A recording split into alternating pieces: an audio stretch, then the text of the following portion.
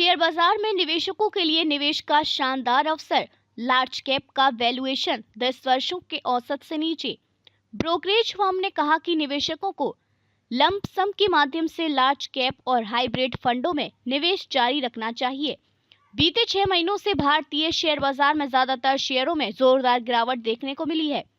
इस गिरावट के चलते निवेशकों के लिए निवेश का शानदार अवसर आ गया है।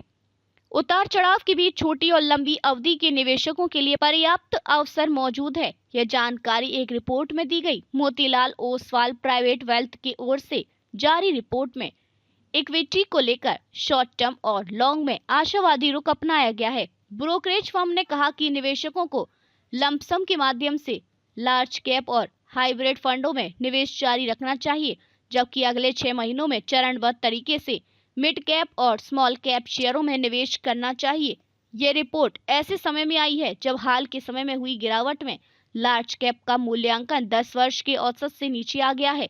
मोतीलाल ओसवाल वेल्थ लिमिटेड के प्रबंध निदेशक एवं मुख्य कार्यकारी अधिकारी आशीष शंकर ने कहा, हाल की गिरावट के कारण लार्ज कैप का मूल्यांकन 1 वर्ष के फॉरवर्ड आधार पर 10 वर्ष के औसत से नीचे आ गया है। उन्होंने कहा कि हालांकि मिड कैप और स्मॉल कैप इंडेक्स अभी भी प्रीमियम पर कारोबार कर रहे हैं, लेकिन वहां भी अवसर उभर रहे हैं। रिपोर्ट में बताया गया कि उपभोग को बढ़ावा देने के लिए हाल ही में सरकार द्वारा उठाए गए कदमों से आर्थिक विकास को गति मिलने की उम्मीद है।